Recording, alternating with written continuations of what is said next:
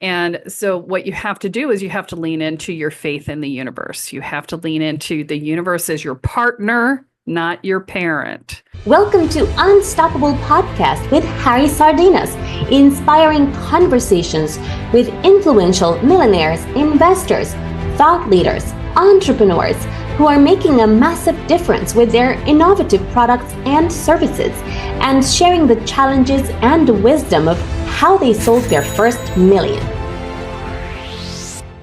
If I tell you a story, my first business was in real estate, but we have these business speakers and leaders, and 2018 was doing amazing. We were traveling all over the world. We actually spent 4 months only in London, so we are doing all these events. It's thousands of people. We're doing speaking tours in Peru, Mexico, Singapore, Dubai,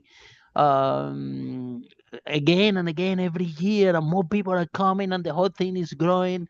And it was going amazing, and we are on the plane. We are like rock stars. You see, you arrive to the country, a car waiting for you. You have like somebody waiting. They carry your suitcase. You go to a hotel. Okay, next day, this is thousand people waiting for you in this city. We're gonna do a tour. We're gonna go all over the whole country, and it was a lot of excitement. And one day, COVID.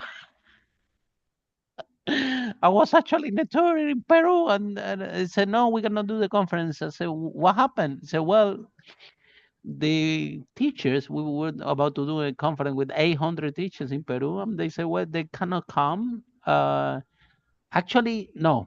They said, Harry, we're not going to get the 100 teachers. We're going to get 400 and 400. I said, why? I said, don't worry about it, but you need to do it twice. Strange, no? I was thinking, why they don't put 100 people in one shot like we always do? But anyway, we would do it. And then next day say, you know what? Actually, there is not going to be conference at all. No half and half. And good news, the airport is also closed. So you're stuck in Peru for 111 days because of the Was that because so now of COVID? we need to know Peru. Yeah, now we need to get to know Lima. We were confounded there, and then eating very nice fruit and vegetable, enjoying the sun.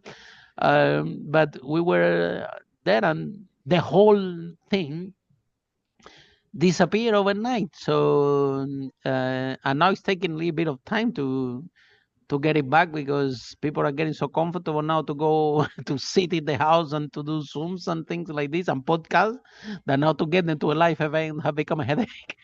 But still, we're working on it. So yeah, the whole point, Kelly, is that. But you know what happened? Reflecting what you just shared, that when this happened to me, I say, okay, fine. And somebody told me, look, there is this something that you can do, kind of the same thing. I say, okay, what is this thing? And we back again, and it was no like a drama that that that I could make out of it. Like, how come again? You see, every time that I'm doing something, it's growing amazing. Something happened that had nothing to do with me. What is something wrong with me? What's going on here? So rather than make the big case and the big drama that I used to make before when things didn't work, we just okay, fine. So it seems that we need to reinvent ourselves once again. Yes. So I had $1 for every time I reinvented myself. I would be a very rich woman. So it gets to the That's point, crazy. Kelly, that you don't, and this is now it comes to mindset and spirituality and things that we're gonna talk about, because again, you start to think, what's wrong with me? Why every time that I develop a product, that I grow, that is going so well, something happens? Credit cards coming, COVID comes. Why every time that I do something needs to happen that have outside my control, and goes the market change, and here we go back to zero again, which is it's crazy. But anyway, so that was 3. You want let me do 4 and 5 for you quick. I know we're taking a long time for this, but I want to make sure we get through all of them. So the next one is to make sure that you are not being overly controlling of the how. Okay. So we provide the destination and the motivation. The universe provides the navigation. So the how is not actually your responsibility. That's the universe's job. You tell the universe what you want, and then you take steps in that direction, and you pay attention to the messages that you get and the directions that it takes you. And you follow the path that's put in front of you. And so I will tell you, this is the hardest one for me. It's so hard for me because I have an engineer brain. I take esoteric concepts and turn them into really easily digestible things to understand all the time. So not being able to like structure the how entirely is very difficult for me. And so what you have to do is you have to lean into your faith in the universe. You have to lean into the universe as your partner, not your parent. So it's not telling you whether or not it's okay. You're not waiting for the little stamp of approval on your forehead from the universe. What you're doing is you're saying, yo, partner, this is what I want. Go make it happen. And then tell me what I need to do to get to where you're taking me. And that's what you're doing. And when you can do that and you can have faith and trust that it's going to work, that's when you step into the flow. Right? I can't tell you how many people over-design their businesses and over-engineer and over-structure and sometimes to the extent where they don't actually do anything.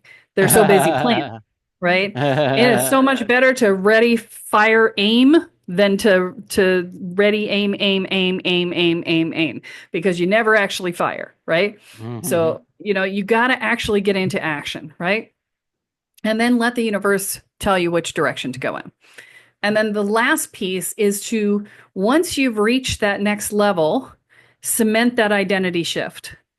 And the reason you have to do that is because if we don't bring our identity up to the level that we're operating at, then we end up in this place of feeling like a fraud. It's the imposter syndrome thing. And when you have imposter syndrome, it is an indicator that your identity is not at the level of your success. And when your identity isn't at the level of your success, you are absolutely at risk of sabotaging. Follow us for more interviews with world's most influential, audacious entrepreneurs that overcame challenges and adversity, providing you with the blueprint of how they sold their first million so you can grow your business exponentially.